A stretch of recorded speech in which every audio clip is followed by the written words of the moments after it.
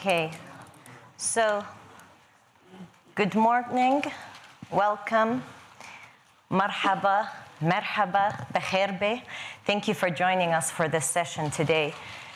It is entitled Syria and Iraq Ending the Conflict, although I would say it should be entitled Syria and Iraq Ending the Conflicts, as there are so many conflicts, unfortunately, both political and military, that trouble these two countries.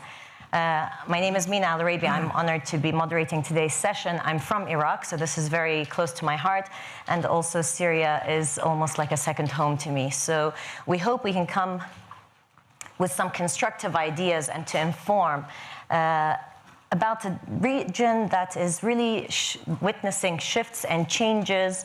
Every time we call them unprecedented, we get even more outlandish moments. Of course, we have the all-important fight against Daesh in both Iraq and Syria. Since Daesh went into Mosul in June 2014, many people of Iraq have been waiting for this moment where we see the close of the ending of that presence. In Syria, we have multiple conflicts, but most importantly, of course, the ending of the presence of ISIS inside of Syria. We will focus mainly during our panel on the geopolitics, but it's important to keep the humanitarian cost in our minds as we are gathered here. There are people suffering on the ground, over now 12 million displaced between Iraq and Syria, millions more refugees, millions of rubble of houses that were homes to people now are standing in rubble. And so the humanitarian toll is really being felt, and societies are under threat. So we keep that in mind as we talk about the all-important geopolitics. I would like to introduce my panel, although most of them don't need much introduction. Immediately to my right is Mr. Mehmet Simsek, Deputy Prime Minister of Turkey, Mr. Ayman Al-Safadi, Foreign Minister of Jordan, Majid Jafar, CEO of Crescent Petroleum, and Mr. Masoud Barzani, President of the Kurdistan Regional Government. This session is being recorded, and of course it is on the record. I'd like to begin with you, Mr. Simsek, on the developments in Syria. We're here in only a few days. There will be the meetings in Astana, and this week while we were here in Davos, there was the first joint strike between Turkey and Russia inside of Syria, which to many people came as somewhat of a surprise given the dynamics of the last few years. What is Turkey thinking about the resolution of the conflict in Syria today? Well, good morning, everybody. First of all, I think it's about time that we put an end to this conflict that has caused hundreds of thousands of lives, but also led to displacement of majority of Syrian population. We feel the conflict has been a human tragedy on a colossal scale. Turkey, as of today, hosts 2,840,000 Syrian brothers, but we also cater for a few 100,000 of them literally just outside of our border within in Syrian territory. So we can see, and my constituency, I'm a member of parliament from Gaziantep, and it sits right on Syrian border. It's literally 110 kilometers away from Aleppo, and my constituency hosts about 450,000 Syrian refugees. So, Turkey really feels the conflict, and also it feels that we need to do something about it from the very beginning. We tried very hard to prevent it from getting here, but we were unsuccessful back in 2011. The point is, there are high hopes from Astana summit, and I think there is not only hopes, but we can actually find maybe a durable or a lasting settlement, because all the critical players are going to be at the table. Russia, of course, has a significant say. Russia is leading, is there. Iran, of course, is heavily involved, and they're going to be at the table. Turkey is there. United States has been invited. So all the key players, regional and global, are going to be at the table. So the prospects of some sort of, a process, beginning of a process that would lead to a more permanent settlement actually is high relative to previous talks in Geneva and elsewhere. Big crowds shouting at each other. This time around, maybe we could go actually down to practical, proposals and solutions. So that's why there are high hopes. I think it would certainly help. Geopolitics has been a big drag on the region and on Turkey. So I'm not only referring to refugee crisis, migration, we're actually talking about very high-risk Crimea and terror. When it comes to terror, Turkey now has boots on the ground in Syria, combating Daesh. We were forced to do that because we needed to push Daesh away from our border. We've been successful. But of course, Daesh is not yet hasn't been eliminated. It's good news that Daesh is cornered, is under siege in Mosul, in Raqqa, in Al-Bab. That really is very important because it is a barbaric terrorist organization and the world is not safe until we do the job. And yes, Turkey is cooperating with Russia on combating terror in Syria. That's a new angle. Of course, United States and allies are also helping. So the good news is that everybody is focused on dealing with terrorist organizations, including al-Nusra, which is a branch of Al-Qaeda, but also Daesh. So the fight against terrorist organizations is a very critical component of Syrian strategy. Of course, we have other issues as far as Turkey is concerned. We've been of the view that Turkey has had this low-intensity conflict with PKK. PKK is on a terror list in the United States, in Europe, and UN. And our argument has been that PYD-YPG has PKK components. So it's a complicated. As you said, there are too many conflicts there. But I think the priority for us is to put an end to human tragedy, human suffering in Syria and Iraq, and to find a more permanent settlement and to contain, terrorist organizations and activities. And Astana can provide the beginning of this process in a meaningful way. High hopes are justified, I would argue. I just want to follow up on one. There are many issues here, but I want to follow up on one particular issue, which is you say Astana is a good starting point. How do you see the sequencing of trying to push towards the ending of this conflict? Is it about freezing the military conflict and then trying to come to a political one? And previously, Turkey was of the sentiment that Mr. Bashar al-Assad cannot be part of the future of Syria. Is that still your position? I think the first thing, we need to have a lull. We needed to have a lull in violence, in conflict. And that has been achieved with recent sort of relocation of moderate Syrian forces from Aleppo to Idlib. And of course, making sure that this conflict is, for now at least, the fighting is stopped and is frozen as it is very, very critical, because that's the beginning of anything else. So the process is to make sure that we translate the current lull into a more lasting ceasefire initially. And then, of course, talk about more mundane stuff of, settling the conflict and resettlements and all this kind of stuff. That's complicated, but you have to have a beginning, and Astana is that. As far as our position on Assad is concerned, we think that the suffering of Syrian people and the tragedies, clearly, the blame is squarely on Assad. But we have to be pragmatic, realistic. The facts on the ground have changed dramatically. And so Turkey can no longer insist on, a settlement without Assad, and it's not realistic. So I think we just have to work with what we have, and that's where Russia, Iran, and Turkey comes in a big fashion, and the United States. Thank you. Mr. Safed, if I can turn to you.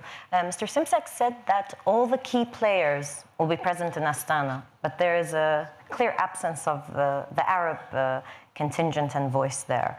How do you explain that? And also, if I can ask you, do you agree that it's about being pragmatic and accepting that Bashar al-Assad is part of the future of Syria in order to end the conflict or at least settle it? Thank you, Mina, and good morning, everybody. I'd like to start first by stressing that we're 6 years, 500,000 killed, 12 million people displaced late in attempting seriously to bring about an end to this tragedy, to this miserable war that has had tremendously damaging repercussions within Syria and regionally as well. So we enjoyed and support any effort that could bring about an end to the suffering of the Syrian people, that could stop the war and that could put the country back on track towards peace and towards national reconciliation and towards rebuilding. And it is within this context that we look at the effort in Astana, and we see it as an effort to at least start with stopping the killing, saving lives in Syria, and hopefully being an essential, important first step towards starting a political process that should be all-inclusive and that should bring together all concerned parties domestically within the country and regionally, internationally as well, with a view to bringing about a peace that everybody concerned, and particularly and essentially and first and foremost, the Syrian people would accept and live with.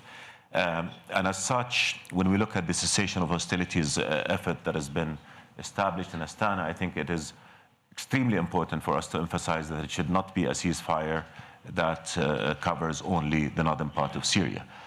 In order for the cessation of hostilities agreement to be really important and really a first step towards peace, it has to be comprehensive. So the fighting does not stop in the north and then shifts to the south, and the same vicious cycle of violence is reignited in the south with all the sort of damaging and disastrous repercussions that could have. So that for us is extremely important, that whatever cessation of hostilities you're looking at should be comprehensive, should cover all of Syria, and should not be limited to one territory, because simply it will not work if it was not that way. Simply the killing and the fighting will just shift, and that means any goodwill that you need or any lull that you need to be able to go into the political track is not going to be complete. Second thing is that, in as far as Astana is concerned, and as far as even Foreign Minister Lavrov has emphasized, it is a step that should lead to the Geneva process. And when we get to the Geneva process, everybody, all the region and internationally concerned communities should be there, countries should be there and should be represented. So the Arabs are key players to that, and the key players probably in as far as the military conflict is concerned, these are the countries that have leverage on the ground one way or the other. But in order for peace to be lasting, I think, again, first and foremost, the Syrian people should be willing and should be happy with it. And number two, all regional countries should also be involved, because ultimately, by the end of the day, Syria is an Arab country. Syria is in the Arab world, and the Arab world has suffered tremendously from the repercussions of the war, and the Arab world and Arab countries will play a tremendously important role in the reconciliation, political reconciliation, and then the rebuilding process. We in Jordan, if I may say, we're the closest to Syria. We have 365 kilometers of borders with the country. Already 20% of our population are Syrians.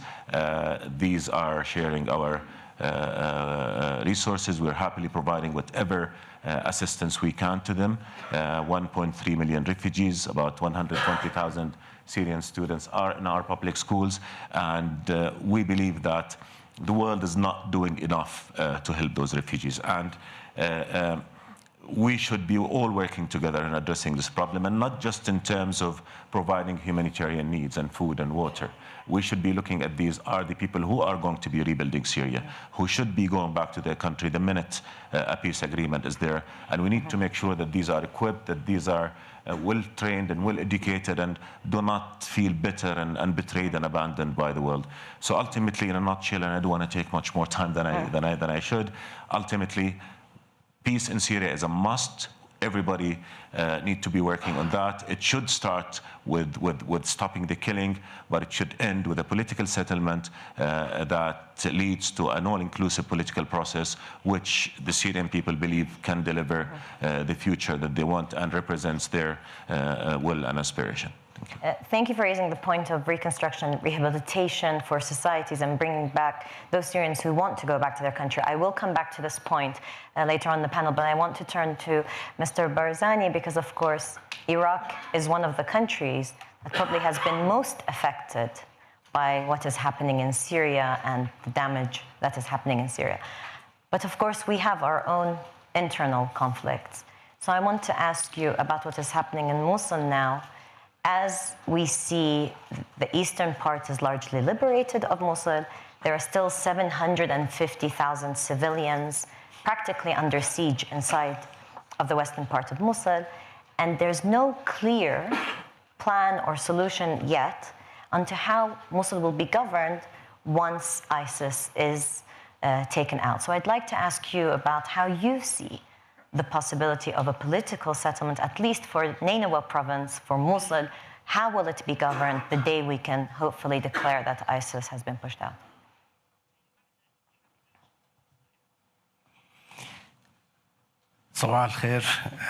Good morning. Obviously, the liberation of Mosul started on October 17th of last year, 2016. It was over two phases, and that was included in the agreement between the Ministry of Peshmerga, Baghdad, and the coalition forces. The Peshmerga forces were at the forefront of this fight, and then the Iraqi army was meant to go in order to liberate the city of Mosul and purge it of Daesh or ISIS. The first phase was successfully implemented, and it ended on October 27th. It started on October 17th and ended on October 27th. And the Iraqi army then started implementing the next phase of the plan. And indeed, the Iraqi army was able to achieve many victories in addition to the victories achieved by the Peshmerga. We were able to liberate the coast, coast to the left of Mosul, and the next phase is to liberate the right coast to Mosul. And obviously, when we planned for the military operation, we obviously had a plan for the post-liberation phase. We gave priority to the military plan because we wanted first to liberate Mosul, but then there was an agreement between Erbil and Baghdad to contain any problems that may occur following the liberation of Mosul.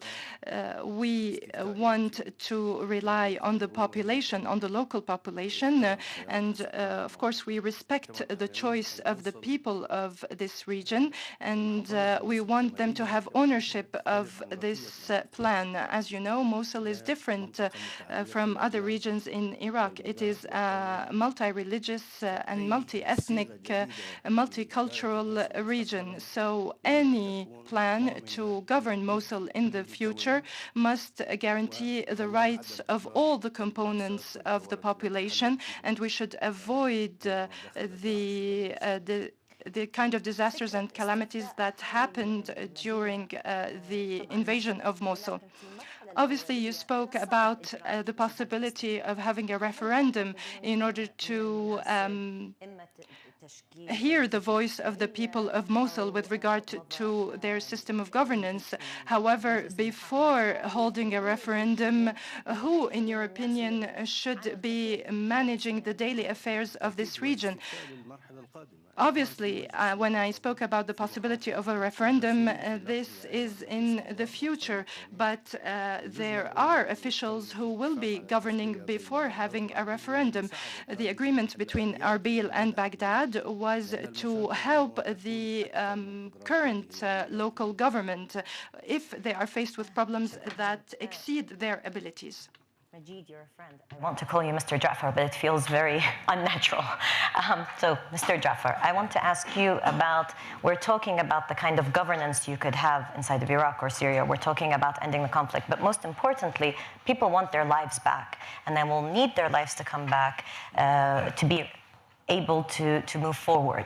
So this relies in large part on reconstruction. Some would say it's a bit too early to start thinking about it, but on the contrary, peace will only come when people have a stake in their future.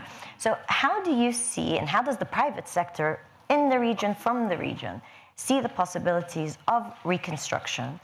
And what are the possible sectors you can start with? And we have infrastructure needs and so forth.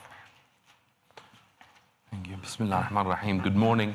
It's a pleasure to be here with such a distinguished panel and to bring the perspective of the regional private sector to this discussion, and in particular the economic aspects. I think first we have to differentiate, although there are many similarities in what's going on in Iraq and Syria, there's one key difference, which is, at least in Iraq's case, there is a recognized government that is recognized by everyone in the world, and everyone at least pretends to want to support in its challenges, and it is getting international assistance even from the IMF recently and other institutions. In Syria, the case is very different, and the level of destruction is very different. I don't think it's too early to start estimating what that's going to require, and indeed many agencies have been doing that. In fact, both the IMF and ESCWA have done ranges somewhere between 100 to 200 billion US dollars just for the physical infrastructure which has been destroyed in Syria. That's apart from the social investments, the education, and rebuilding the society, which is much larger than that. Just the physical infrastructure. And looking at how long it will take, if we look at the Lebanese civil war, which took 16 years, it took 20 years after the end of the war to restore the pre-war GDP, real GDP level. Now, the Syrian war has been going less than that, but the severity has been much more than that. So the estimates are showing, if the war ended now, which of course it has not, and we restarted the growth and the construction from next year, say 2018, even if Syria grew at 4.5% per annum, which is much more than other countries in the region are achieving at the moment, it would take over 20 years to restore the pre-war level of the GDP. So the needs are huge, and we need to be looking at sectors where you can get quick wins, such as energy, such as agriculture, and at sectors which are going to provide quick employment, food processing, agriculture also. And I do think the need is there to start now. And it will also very much depend on the level of assistance that comes forward. 100 to 200 billion is actually nothing compared to how much has been spent on the war. But if it doesn't come forward, then it's huge. And on the other necessary reforms, because the reforms have to go hand in hand with the reconstruction. But, I mean, you focused on Syria, so let's focus on Syria for a moment. I mean, it's hard to imagine there'll be a peace deal where everything will settle down. You know, it's expected that there will be some moments where you would have instability and security issues. So do you think the private sector would, or the major companies that will be needed, will still go in and invest when there's still instability? Or are they going to be more risk averse? So capital is a coward and needs certain level of stability. But I would say that there is a lot of capital in the region, in governments and in the private sector. And actually, I think the private sector from the region is more likely to engage when there is a higher risk. I mean, from our own point of view, we're the oldest private energy group in the region. We have not invested in Syria, but we have invested in Iraq in a major way, over $2.5 billion over the last decade. And more than half of that has been in the Kurdistan region, in the gas sector. We've been producing gas since 2008, provides electricity for 4 million Iraqis in the region. We've achieved savings to the regional government of $13 billion in fuel and economic value add of another $15 billion, according to an independent report by PwC. We've had challenges. After 10 years, we still haven't recovered our investment or made any profit, and other challenges, but we remain totally committed. And an interesting case, when the Daesh threat came to the region 2 years ago, all the multinationals, Chevron, Exxon, Total, went running straight to Erbil airport and left Kurdistan region. Whereas we were 20 kilometers from the front line. The colonel of our oil police was killed on the 3rd day of fighting against Daesh. And I slept with my phone next to my head for several days. And we never stopped producing. We never withdrew one. We have about 1,000 staff, including some expats, mostly local staff.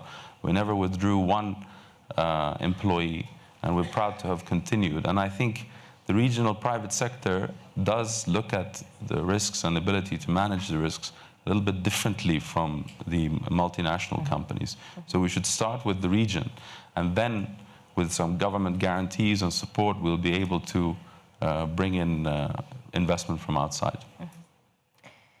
Mr. Safad, you had raised this issue previously about the needs for reconstruction, but also providing a way back for people to go home. How do you see this happening, especially in terms of having the trust for people to go back? Many people don't trust that they might be protected once they go back, if they go back. Basically, I think it's key when we talk of reconstruction. I think the easiest part to rebuild will be cities and roads and neighborhoods. The hardest part is going to be to rehabilitate damaged souls and damaged people who have been hurt and people have been left to feel abandoned and destroyed. And I think this is where the reconstruction needs to start.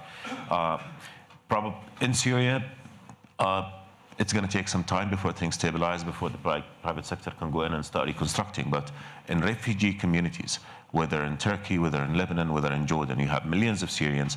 These are the people who are going to have to go back and contribute to the rebuilding process. I mean, the Syrians are going to have to build Syria, and these are the Syrians who are here. So we need to start investing in these very, very early on. We in Jordan are at capacity. We cannot continue to provide the level of services that we're providing.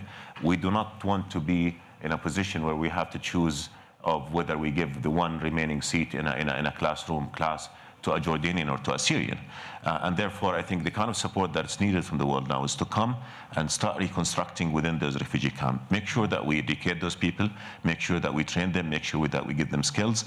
And then these are going to be people who are ready to go back and rebuild. The alternative to that is to leave them uneducated, unskilled, feeling betrayed, feeling angry, feeling hurt, feeling abandoned. And remember, the crisis has been going on for 6 years. So somebody came to a refugee camp when he was 10 or she was 10, now they're 16. So now they're of a fighting age. So it is key that we invest in rebuilding these communities and rebuilding those people. It is key that we come in and start at least investing in infrastructure, in education, in health, so that we have people who are healthy in their minds and healthy in their bodies, so that when they go back, because they ultimately are going to have to go back. The other thing, if we do not do that, then we're talking about a lost generation, and in 10 years from now, you're talking about hundreds of thousands of kids who are, again, ignorant, angry, bitter, and who are going to be desperate. And what is better than despair for dark ideologies like ISIS to come and penetrate their minds and recruit their army for the next generation? If we learned anything from the experience of Iraq, and if I may speak in the presence of 3 Iraqis here, if we learned anything, is that it's not enough to win the military battle.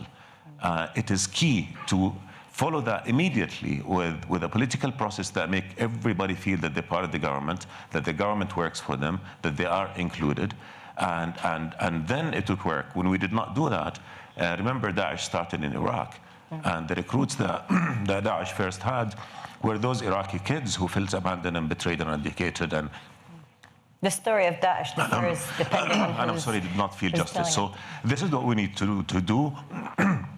I'm sorry. Construction needs to begin now. Go to refugee communities, provide schools, provide infrastructure, provide clinics, and make sure we have able generation of Syrians who will go back and who will reconstruct their countries. Thank you. Mr. Sinsek, I want to ask you about this point, because it's also, and when we're talking about trust, we're talking about reconstruction societies. But at the end, how do you build the confidence for people who have been at war, in a bitter war in Syria, and may feel that actually they have been abandoned by the countries that supported them, especially for those that rose up against the government in Damascus, whether it's Turkey, whether it's America. Of course, today is the inauguration of the new president, so we still don't know how that policy will be. How do you rebuild the trust that that there are some sort of guarantees for their safety? Well, first of all, to clarify, we have never betrayed Syrian people. In fact, without discriminating against, on ethnic or sectarian grounds, we have embraced all of them. And that's why Turkey is now the world's largest refugee hosting country in the world. We've so far spent directly from treasury coffers and local administrations probably no less than $25 billion. And that's perfectly fine because they're running for their lives and we have responsibility to embrace these people. So I think the issue is that, first of all, some of these refugees may never ever go back. That should be taken into consideration. And I agree with my colleague from Jordan. We can't wait for a full settlement to continue to address in terms of rehabilitation. We have about 800 to 900,000 school-age kids. And unless these kids get decent education, they can dream about future, have a good future, the world is never safe. I don't believe that as long as we can understand and comprehend the significance of addressing this conflict, if we do that, I think there will be plenty of resources and there will be plenty of players that would help. European security doesn't start, at European borders. It actually starts in the Middle East. Turkey's own security starts there. So we have all not only, as a human beings, responsibility to be a constructive player, but also it's in our interest to actually rebuild and help resettle and solve this dispute, this conflict on a permanent basis. It's doable. It can be done. Yes, the financial assistance that will be needed is significant, but I don't think it's significant relative to what we spend on security and fighting this conflict. So I would agree that there will be need for resources, but those resources, as a neighboring country, we're ready to help in any way we can. Just the way we have helped so far, we will help. In fact, the towns that we have cleansed of Daesh in recent months, like Jarablus and other places, the first thing we did was to quickly sort of restore electricity, infrastructure, basic infrastructure, schooling, in fact, local administrations, and we continue to cater for the basic needs from healthcare to food and shelter. This is a huge task, but it's doable. So we, as a country, we're ready to rebuild those towns, to help rebuild those towns. In fact, we've suggested to our European and Western partners that we should begin quickly in areas where it's cleansed of Daesh. But again, a temporary, but a permanent ceasefire, and then a path to a permanent settlement would be the trigger for return. You should never assume that all of them will return. We have to continue to create economic interdependence in the entire region so that these conflicts can be prevented. People can prevent this conflict. Governments, despite their bickerings, we can. And that's why Turkey, prior to this crisis, was talking about an almost a customs-free, that included freedom of movement as well, a Levant project. But sadly, it became a victim of Arab winter, I would say. Spring had high hopes. We believed in those aspirations, but there's been disappointments and there's been chaos. But we have to look forward, not look back. And I think there's a lot we can do, and Turkey will play a very constructive role and help. Okay, I want to turn to the audience for questions, but I have one question to Mr. Barzani, and then prepare your questions. There'll be mics coming round. Mr. Barzani, I want to ask you, of course, today we have a new American administration will be taking over the inauguration of President Donald Trump. How do you see the change in the United States impacting Iraq and in addition, of course, to the military fight against Daesh, but the bigger political thinking in Washington and how it impacts us in Iraq?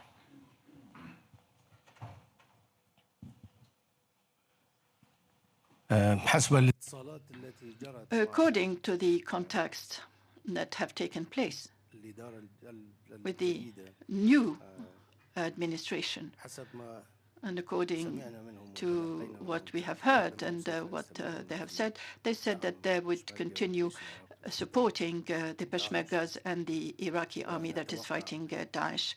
And we're expecting this administration will be more interested in fighting terrorism more than the previous administration. This is what we're expecting, but we have to wait. The inauguration hasn't taken place yet, so we need to wait and see. Question. The new Foreign Secretary, Rex Tillerson, had a major role to play. Do you have good relations with the Foreign Secretary-elect? Will you have a good relation, Mr. Barzani? Yes, sir, we know him, and he has indeed visited Kurdistan, and I met him in other places as well. He is somebody who knows exactly what's going on in Iraq and in Kurdistan. And we expect that he's going to make a huge transformation in the foreign policy of the United States. Hello, everyone. My name is Maha Salehi. I'm a global shaper from the Hub of Nice. And it's not a question, but rather a comment. Something that we're really missing is the conflict in Yemen. And it's not being discussed, it's undercovered. And according to the OCHA, there are around 21 million Yemenis who need humanitarian assistance. That's the number of people in Syria and Iraq put together. So please, please, please, I appeal to you through this forum to include Yemen because they're the same actors. And yeah, please cover what's going on. Yeah. It's unfortunately too many conflicts to be mentioned from the region, but you're right, the people of Yemen, and inshallah, we will find a resolution soon. Okay, there's a gentleman here, and then we'll go there. Yeah, hi, Ben Hubbard, a Middle East correspondent for the New York Times. Thank you very much for all of your comments and for your efforts to end these terrible, terrible conflicts.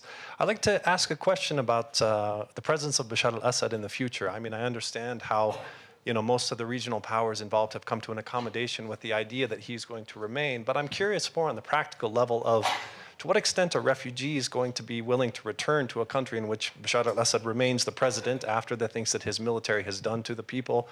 And then also in terms of reconstruction, I mean, this is somebody who's been kicked out of the Arab League. He's has sanctions from many, many countries in the United Nations. If he remains the president of Syria, how is this going to impact the willingness of the private sector to come in or for international organizations connected to the UN to come in and invest in redevelopment in Syria? Thank you. Thank you. On the reconstruction side and the sanctions? Sure, I'm not going to comment on the politics.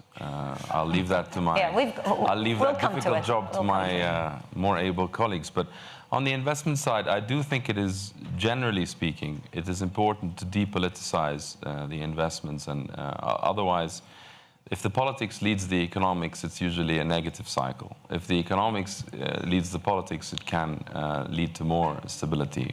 Taking one example, the energy sector, something I know about. We have half the world's oil and gas in our region, and yet we're producing less than a third of the oil, less than a sixth of the gas. So we're way, way below our potential. And a lot of that is because of politics. For example, in energy, through our exploration activities in the Kurdistan region, we've discovered reserves that are up to 75 trillion cubic feet. That's 15% of the gas in Qatar in these two fields. That could easily be supplying all of Turkey's needs, not that we want to take the whole market, but all of Turkey's gas needs much cheaper than their existing suppliers.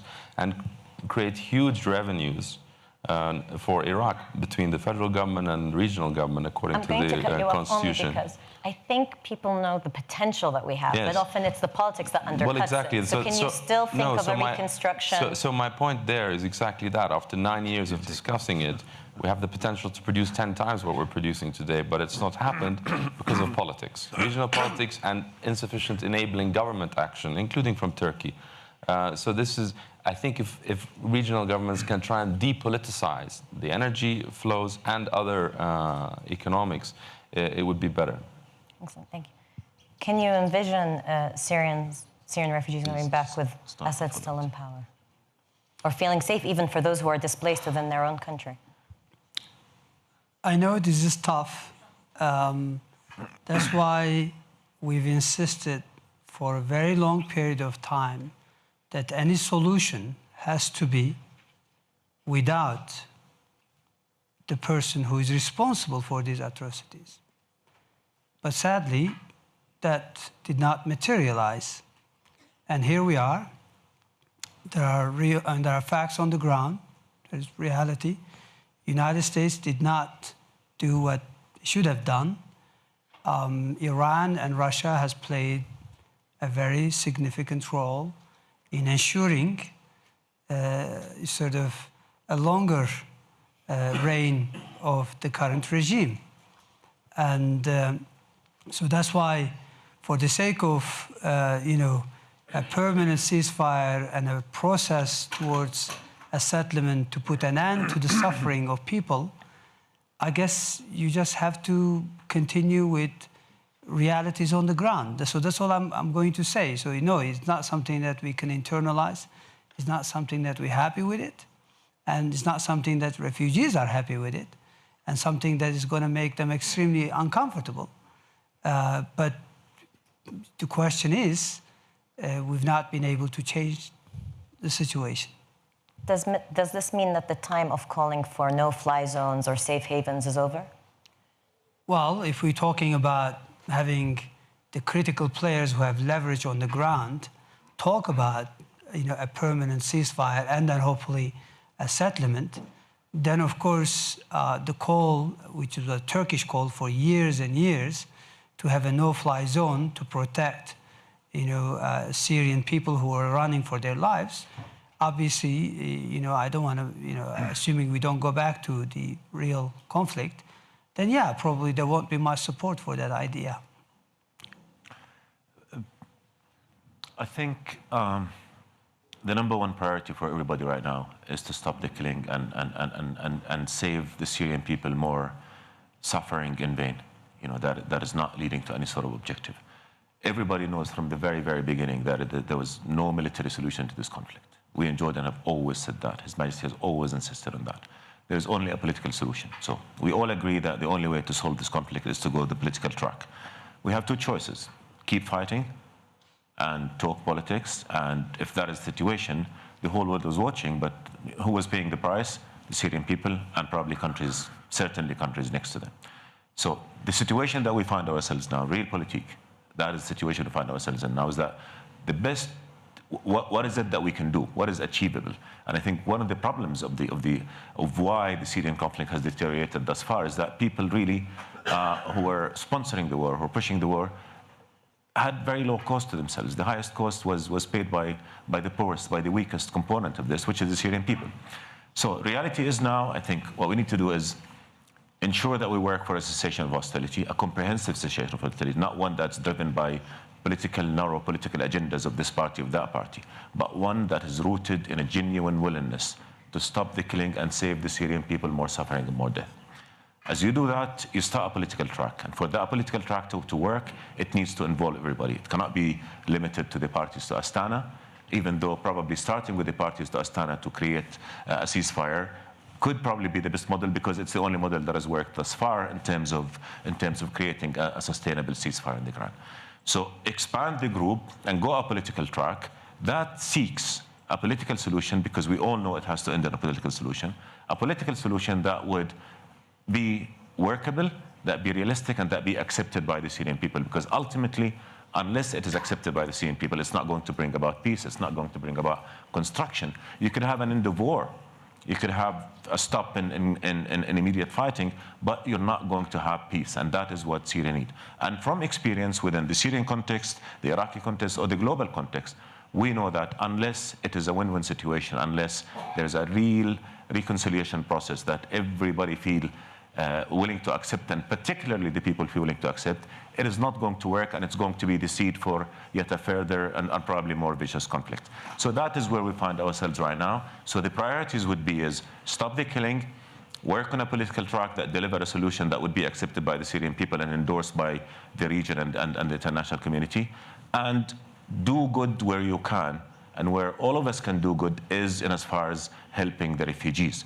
And I think people should not look at the refugee issues as humanitarian handouts.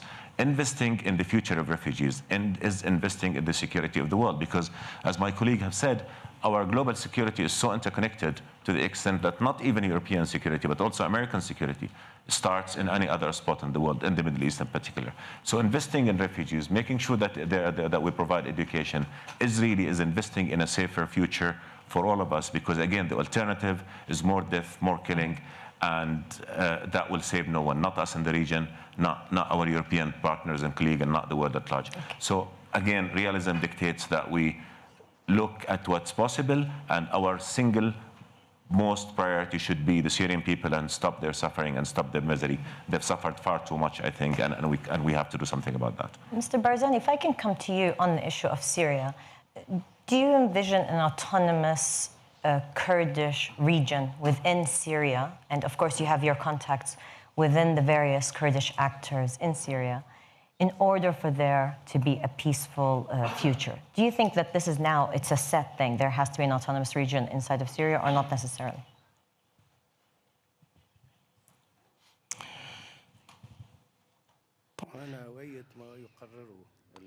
I will support what is endorsed by the Kurds in Syria and according to the agreements that are going to take place. I cannot speak in their name, but I will support what they decide. And today we have 300,000 Syrian refugees in Kurdistan, which is why we hope that peace is established in Syria, so that these people can return to their country. Okay, so we take Thank you. The next question from here, and then there's a gentleman here, please. Thank you, Mina. Faisal Abbas from Arab News. I'm glad Mr. Simsek mentioned Iran, because we seem not to have mentioned it so far. And the common factor in between all these conflicts, and including the one in Yemen, which the lady happened, is Iranian intervention and meddling with the regional affairs. Now, I'm not making a statement, I'm making a question. The era of President Obama has finally come to an end, where Iran was actually being rewarded for being a bad boy. Now we have a conservative government coming in the United States. We have a president, he might have a lot of faults. The question, please. He might have a lot of faults, but he seems determined to put Iran in check. My question is, with regards to the three representatives of the countries available, would you support a more aggressive attitude towards Iran? And how could you leverage your own bilateral relations with them to put them in check in Syria, in Iraq, and in Yemen? Okay, we'll answer the question, but I just want to go to the gentleman here so that we take two, because we're running out of time. السلام عليكم ورحمة الله. أنا من سوريا. I am from Syria. I'm Raed Saleh, head of the White Helmets Network in areas that are not under the control of the regime to save the civilians that are being attacked from the air.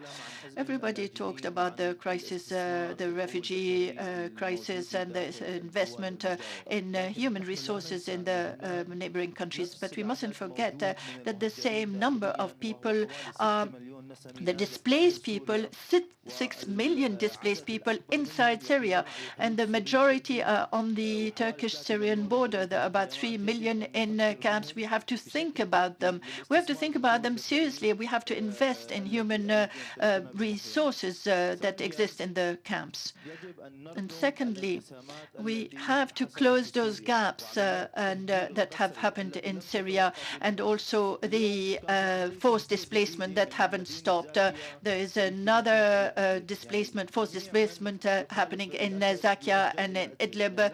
Anybody who's against Assad is being forced to be displaced. We don't know what's going to happen in Idlib. Are they going to attack? Are they going to commit genocide against the people of Idlib? Is Idlib going to become another Gaza? And the Syrians are thinking about all these hypotheses. What's the future for Idlib that has hosted more than 400 to 500 million displaced persons?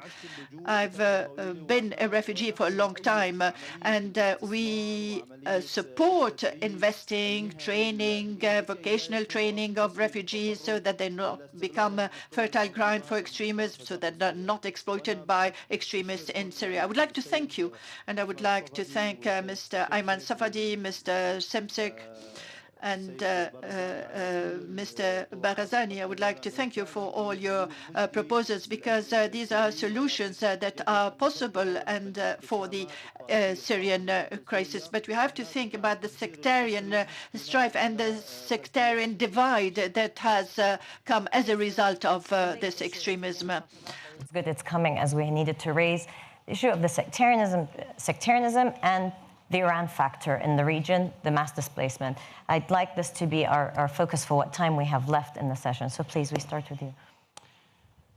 I think the only way forward for Middle East, which is extremely rich in terms of culture, ethnicity, and beliefs, the only way forward is not new borders or new perpetual. I mean, that would provide the basis for perpetual conflict. Is the coexistence in a European way. Look, in Europe today you have, as of today at least, you have 28 nations, maybe hundreds of different ethnic groups. And it doesn't really matter. Ultimately, you have fundamental rights and freedoms for everybody. You have high standards of democracy. You have rule of law. And that brings about prosperity. And so peaceful coexistence is critical. And that's why we should not fall into the trap of sectarian or ethnic strife. Just to give you some color, I mean, in the case of Turkey, for example, globally, usually Turkey is portrayed as if like we have quarrel with Kurds. I'm a Kurd myself. Turkey has no quarrel with Kurds. Exactly the opposite. The largest Kurdish city in the world is not in southeast part of Turkey, is in Istanbul. Is Istanbul actually the largest population of Kurds. But you can't divide Turkey along ethnic lines. My wife is a Turk. I have 3 children. Who are they? That's why exactly we need a new model that is built on fundamental rights and freedoms, rule of law, enhanced standards of democracy, stability, peace, and prosperity for the... And I think this has to be recognized by Iran, by Turkey, by Iraq, by Syria, but by all other countries. That's the only way forward. That's my first arguments that I would make. And secondly, I really think that for now, of course, there are all sorts of considerations, fears about what happens next. But let's give the peace, or at least the ceasefire, a real chance. Let's try everything, because the alternative, as my colleagues have referred to, is further suffering, tragedies on a huge scale, and lack of security for the rest of the world. We cannot, essentially allow that to continue. So let's focus on the immediate issues. Let's resolve the immediate conflict, and let's rebuild confidence. Let's build trust, and let's work together. And it is doable. There's a lot of resources, a lot of potential, and it can be solved. But Idlib is immediate for many Syrians. Will it be protected? The settlement, any immediate ceasefire will definitely cover the safety of those who are displaced and in various sort of enclaves, including Idlib. As we speak today, Turkish humanitarian groups are on the ground in Idlib, catering for all from health care to food and other sort of services. Yes, of course. And I think Russia has a good understanding of that. Turkey clearly is the biggest advocate of that, no question about it. And I'm sure Iran has to recognize that this doesn't play, and you know, that ultimately this won't look good. And that's how they came about, actually, stopping, you know, providing the exit for Eastern Aleppo, I mean, in the, you know, the moderate opposition. It was global pressure. It was our efforts and Russia's recognition that this situation on the ground was as untenable. So that's why I think, while there are worries, you know, I think Astana may provide some beginning, and then, of course, there needs to be follow-up. Mr. Safadi, about Iran's role in the region, many Arabs and non-Arabs are concerned about this. Look, reality is we've got to accept that foreign intervention in Arab affairs, particularly negative foreign intervention in Arab affairs and the internal affairs of Arab countries, is not going to produce any better conditions. It will only lead to conflict. So we definitely are against either Iranian or anybody else intervention in the internal affairs of sovereign states in the Arab world. And that is a rule that I'm sure everybody agrees to, that no country should have the right to interfere in the internal affairs of sovereign states. That's one. So we do not accept Iranian meddling in the region, and we definitely urge Iran to engage with the Arabs on a dialogue that would ultimately work together for the betterment of the lives of both people, because we share the region. We cannot say Iran is not part of the region. Iran is in the region, and I think it's in the interest of Iran to work with the Arabs towards creating common grounds for working together without trying to influence or trying to expand or trying to further its ambitions. And that applies, I think, as a formula that applies to every region. So that is the case. Number two is that what we need to emphasize is that we need to recognize the interconnectedness of all the problems in the Arab world, from Syria to Iraq to Yemen.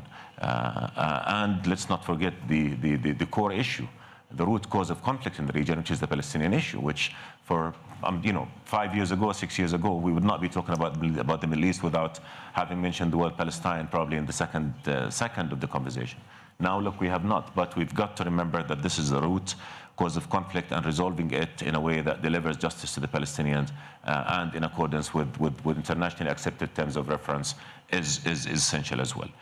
Third point is that while the problems are interconnected, the solutions are interdependent as well and interconnected. So we cannot solve one problem without having some sort of a holistic view of what fuels tension in the region, and really work together genuinely to try and find out ways of compromising and reaching common grounds that could be the seeds of agreement. The sectarian conflict that the gentleman from Syria spoke of and you spoke of is definitely a plague that's dividing the Arab culture at this point.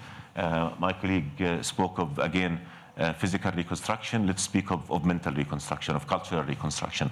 And there's a lot of damage there, probably more damage than the physical damage that we've seen. So but that's something that we need to approach. Exclusionist policies, no matter what, that are rooted in sectarian or ethnic or territorial narrow agendas is not going to work. Collectively, we have to start working on creating national identities where every Iraqi feels Iraqi, every Syrian feels Syrian, and that's the only way that things could work. And allowing multiple identities. And of course, for that, within that, but I mean, and you know, that's not exclusionist, you know. That's the problem. But there needs to be a sense of belonging, a sense of ownership to the country, and that could only come around by people feeling that they are part of a whole that respects them, that respects their right, respects their identity, respects who they are, and provides good governance that delivers justice and equality to all. The region has suffered so much. We need an industry of hope, and I mean it. We cannot continue to sort of push down that gloomy narrative. Yes, we have conflicts, but if we work together, we can make things work. The youth need to feel some hope. Otherwise, we speak of Daesh, and we speak of other terrorist organizations, they feed on despair, they feed on anger. And we are going, I'm sure, like very, very soon, we'll be able to defeat Daesh militarily, whether in Iraq or in Syria. The security threat will probably take much longer, but ultimately we'll be able to triumph over that if we work together. The big battle is the cultural battle, is the intellectual battle. How do we convince our young, frustrated youth that this is not the answer. I think the answer is by providing a model that they can feel and that they can live with, by providing narrative that is all-inclusive and not narrative that's going to divide people. That is something that we have to work on together. We need to invest in models in the region, provide such examples where people can have good life here on earth within countries that they belong to. So again, it's a long list of things that I need to do, but I think the underlying promise is that we've got to solve the conflict. The only way to solve the conflict is to give people hope, and that hope should be rooted in an offer of good governance and a good life that would respect their dignity and respect who they are. That's it. Okay, I wanted to take more questions and really wanted to hear from Mr. Barzani and Mr. Jafar in just 1 minute, because we're running over time now. So just 1 minute, your point about this, the sectarian tension, sometimes it's ethnic tensions in the region. Can we move past it, or is it too difficult?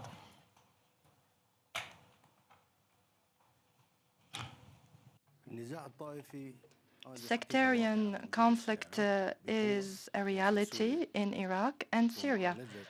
And in order to deal with the sectarian divide, we have to take into consideration that this is a very complex issue, but we must at the same time tackle it, because unless we do so, there can be no stability in both countries. And Syria and Yemen are fundamentally about a failure to build exactly what was said. Inclusive and accountable institutions, which are not based on loyalty to a leader or a party or a sect. So that's where the focus for the international community should be. And that's what the economy needs. And guess what? When the economy is doing well, people don't fall back on such identities. In successful economies without poverty, these identities don't matter. It's when the state is fragile that they come forward. So I think that's where the focus should be. Excellent. Thank you very much. Thank you to the audience. Apologies for those we didn't take questions from. Thank you to the panel.